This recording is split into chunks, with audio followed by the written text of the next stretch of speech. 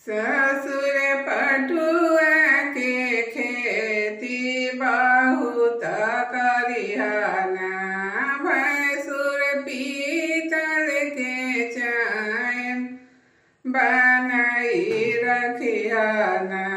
ससुर ननद है बधैया मंगी है ना, भैंसुर ननद बधैया मंगी है ना। भाभी छिया बाढ़ो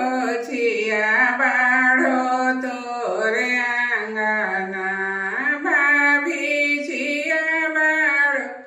छिया बाढ़ो तोरे आंगना। भाभी बबुआ के फूफा जाई है पाटना, भाभी वहीं से लाई है सरग गहना।